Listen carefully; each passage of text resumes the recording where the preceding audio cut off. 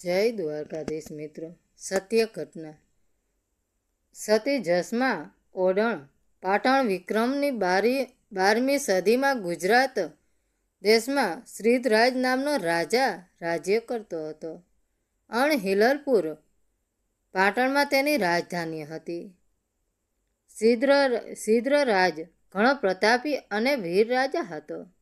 પ્રજાની ઉન્નતિ અને સુખને સારું એ સદા પ્રયત્નશીલ હતો.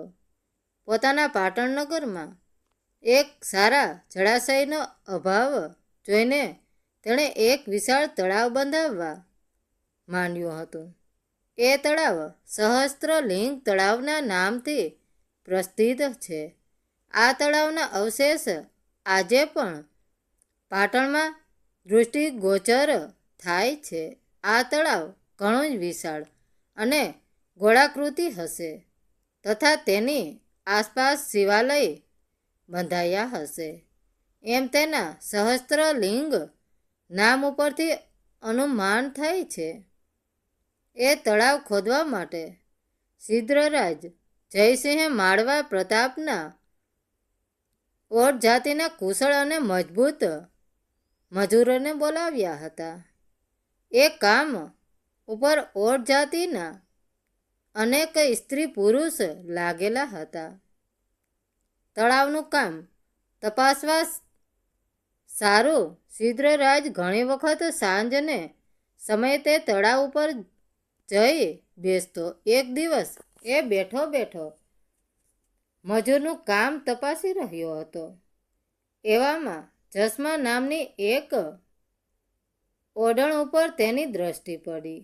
ઓઢ જાતિની એક સાધારણ મજૂરણ હોવા છતાં પણ જસમાનું સૌંદર્ય અપ્રતિમ હતું. એ ઘણી નાજુક અને ગોર વર્ણની હતી. તેનું મુખ સુકોમળ અને નિર્મળ ચંદ્રમાના જેવું તેજસ્વી હતું. તેના કેસ લાંબા અને કાળા હતા. નેત્ર કમળના જેવા હતા. નાસિકા અણીદાર હતી. આખું અંગ ઘટાદાર હતું. તેવો હાવભાવ ચિત્તાકર્ષક હતો. આ બાંધ બધા કારણોને લીધે એ એક અપ્સરા સમાન જણાતી હતી અને આવું દેવી સૌંદર્ય ઓઢ જેવી જાતિમાં પરમાત્માએ સારું મૂક્યું હશે એ સંબંધિત ઘણાને આશ્રય લાગતું. ઓઢ જાતિના વંશ પરંપરાનો ધંધો ખાણમાંથી પથ્થરો ખોદવા તથા કૂવા તળાવ વગેરે ખોદવાનો હતો. એવી જાતિમાં જન્મેલી જસમા ઓઢણ કાંઈ ભણેલી ગણેલી નહોતી. એ તો વગર કહીએ જ સૌ કોઈ સમજી શકે એમ છે. પરંતુ એ ઘણી જ સુશીલ, વૈવિક અને સદાચારી સ્ત્રી હતી. સૌંદર્યનું અભિમાન તેના મનમાં કદી પણ ઉત્પન્ન થતું નહોતું. એ સદા થોડું બોલતી પણ તેની વાણીમાં એટલી મીઠાશ હતી કે સાંભળનાર તેના ઉપર મગધ થયા વગર રહે નહીં. રાજા સિદ્ધરાજની દ્રષ્ટિ જે વખતે જસમા ઉપર પડી તે સમયે જસમા માટીનો ટોપલો લઈને જતી હતી. કામ કરવાથી જસમાના આખા શરીર ઉપર માટી ચોંટી રહી હતી. છતાં પણ એ માટીના આવરણમાંથી પણ તેનું અસાધારણ સૌંદર્ય સ્પષ્ટ જણાઈ આવતું હતું. રાજાએ તેનું સૌંદર્ય મૂર્ખરાવને સ્પષ્ટ જોયું. તેના પ્રત્યે અંગોનો ગાઢ દેખાયો. તેના આખા અંગની સુંદરતા અવલિક નખથી તે શિખા સુધી સિદ્ધરાજ એ અડળને જોતો જ રહ્યો. અનેકવાર તેને તેના રૂપ અને યૌવનનું અવલોકન કર્યું પણ તેની પ્રકૃતિ તૃપ્તિ થઈ જ નહીં. જસમાની ઉંમર એ વખતે લગભગ 18 વર્ષની હતી. યૌવનને પોતાનું સામ્રાજ્ય જસમા ઉપર પૂર્ણરૂપે જમાવ્યું હતું. તેને જોતા વાર જ સિદ્ધરાજ પોતાનું રાજપદ ભૂલી ગયો. સિદ્ધરાજે પોતાનું હૃદય એ ઓઢણ સુંદરીને સમર્પણ કરી દીધું અને નાત જાતનો જરા પણ વિચાર કર્યા વગર એ સુંદરીથી પોતાના રાજભવનને વિભૂષિત કરવાનો તેણે વિચાર કર્યો. રાજાએ ઈશારો કરીને જસ્માને પોતાની તરફ બોલાવી, પણ જસ્મા તો પૂરી પતિવ્રતા હતી. એ પરપુરુષને ભાઈ સમાન ગણતી હતી. રાજાના ઈશારા ઉપર જરા પણ લક્ષ્ય આપ્યા વગર એ તે પોતાના કામ કરતી જ રહી. રાજાની તરફ એણે દૃષ્ટિપાત પણ ન કર્યો. સિદ્ધરાજ તો એ જ દિવસે મિથ્યા પ્રેમના સાગરમાં ઊંડો ડૂબી ગયો હતો. તેને ખાવા પીવાનું ભાન ન રહ્યું નહોતું. રાજકાજમાં તેનું ચિંતન જોડતું નહીં. ઉદાસ ચિંતે તે એ મહેલમાં જઈને પલંગ ઉપર પડ્યો રહ્યો અને પડીએ જસ્માને પોતાના હાથમાં લેવાની યુવતીઓ શોધવા લાગ્યો. વળી બીજે દિવસે એ પાછો તળાવ ઉપર ગયો અને એક મનુષ્ય દ્વારા જસ્માને કહેરાવ્યું કે તારો પતિ 2000 ઓડોનો પટેલ છે. તું પટેલની સ્ત્રી છે. તારે માથા ઉપર ટોપલો ઉચકીને કામ ન કરવું જોઈએ. તું એવા હલકા કામને યોગ્ય નથી. તું તો રાજ્યના મહેલમાં ચાલ. ત્યાં તારે માટે બધી સારી સોય અને સગવડ કરી આપવામાં આવશે. જસ્માએ કહ્યું કે તમારા રાજાજીને કહેજો કે હું તો મજૂરણ છું. માટીના ટોપલા ઉચકવા એ તો અમારો વંશ પરંપરાનો ધંધો છે. એ કામ કરવામાં મને જરા પણ હીણપત નથી. રાજાના મહેલમાં જવું મને પસંદ નથી. તેમને કહેજો કે મને માફ કરે. મને મારી હાલતમાં પૂરો સંતોષ છે. આ ઉત્તરથી રાજાને સંતોષ ન થયો. એ વધારે વ્યાકુળ બનીને જાતે જસ્મા ઓઢવણી પાસે ગયો અને કહેવા લાગ્યો, તું કોમળ સ્ત્રી છે. તારું શરીર આટલો બધો પરિશ્રમ વેઠવા યોગ્ય નથી. જો તારા કોમળ હાથોની ગોરતા ચાલી ગઈ છે. મહેનતને લીધે તારું ચંદ્રવદન લાલચોળ થઈ ગયું છે. તારા આખા અંગમાં પરસેવો છૂટી રહ્યો છે. તારી આવી દશા જોઈને મને ઘણી દયા આવે છે. તું મારા મહેલમાં ચાલ. હું તારે માટે જુદા મકાનોનો તથા સ્વાદિષ્ટ ભોજન વગેરેનો બંદોબસ્ત કરી દઈશ. જસ્માએ ઉત્તર આપ્યો, મહારાજ, હું આપના મહેલમાં રહેવા કરતાં અહીં જંગલમાં રહીને મારા ધણીની સેવા કરવી વધારે પસંદ કરું છું. મને એમના દર્શનથી જેટલું સુખ મળે છે તેટલું સુખ સ્વર્ગમાં પણ મળવાની મને આશા નથી. રાજાએ ફરીથી કહ્યું, જસ્મા, મારું કહ્યું માન. તને ઘણું સુખ મળશે.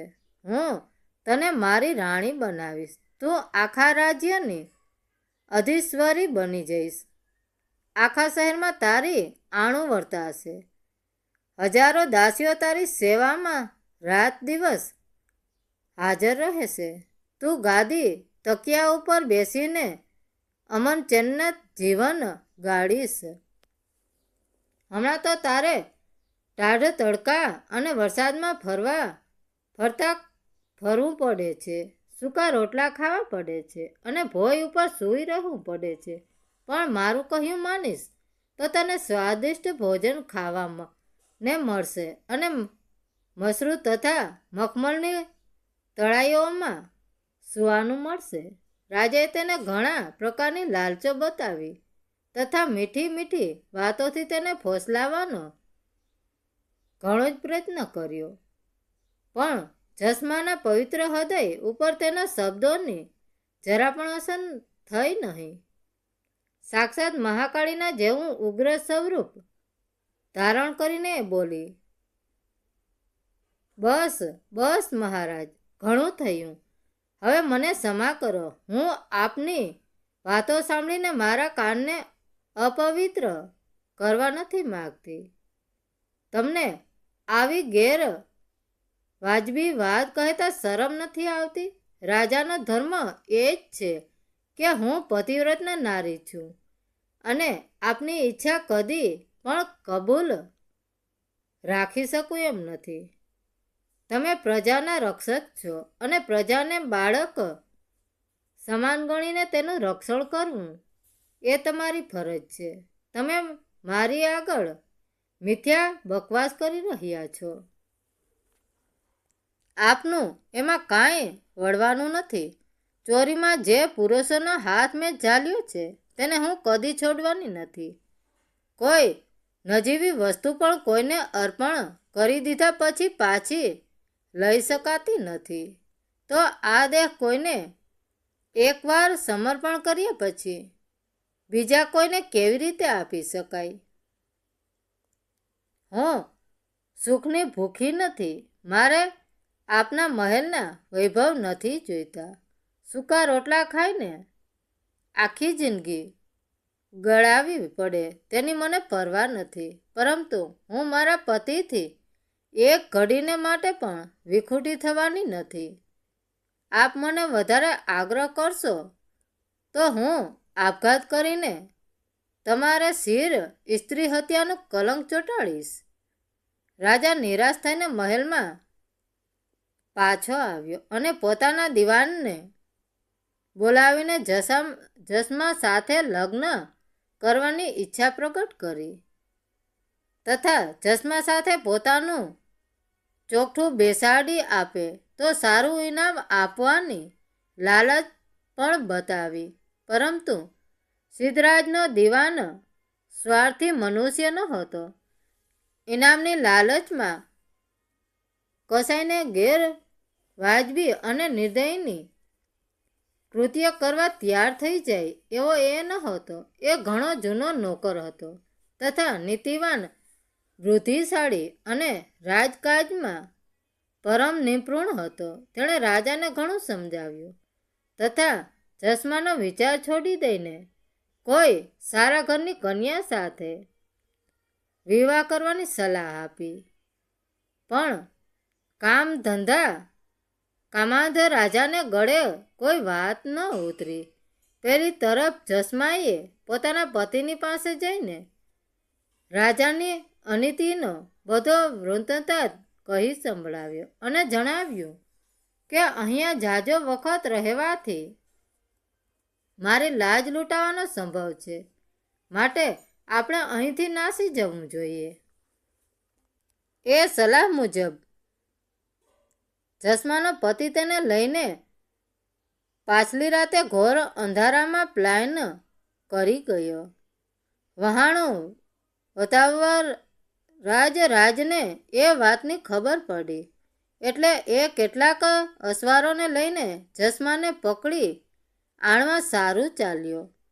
જસમા અને તેનો પતિ થોડે દૂર ગયા હતા એટલામાં રાજાના અસવારોએ તેમને પકડી પાડ્યા. જસમાની સાથે તેમની નાતના બીજા પણ અનેક ઓઢ હતા. ઓઢ લોકો અને રાજાના સ્વારો વચ્ચે સારી ઝાપાઝાપી ચાલી. એ લડાઈમાં ઘણા ઓઢ મરી ગયા. આખરે જસમાના પતિને પણ એક સખત ફટકો લાગ્યો અને તેને બચાવવાની આશા ન રહી.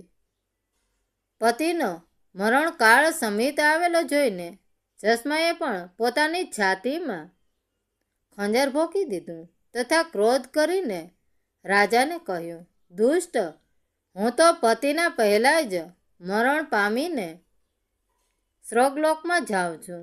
એક ક્ષણ પછી મારા નાથ પણ સ્વર્ગમાં મને આવી મળશે. એટલે હું તો ત્યાં એમની સાથે અખંડ સુખ ભોગવીશ. મને તો તું કાંઈ પણ નુકસાન પહોંચાડી શક્યો નથી. પણ તને તો હું મરતી વખતે શાપ દેતી જાઉં છું કે તારા આ સહસ્ત્ર લિંગ તળાવમાં પાણી રહેશે નહીં. આટલું કહીને સતી જસમાએ શાંતિપૂર્વક દેહ ત્યાગ કર્યો. મિત્રો, વાર્તા કેવી લાગી? સારી લાગી હોય તો કોમેન્ટ કરીને જરૂર જણાવજો. ધન્યવાદ મિત્રો. રાધે રાધે. જય દ્વારકાધીશ. સત્ય ઘટના.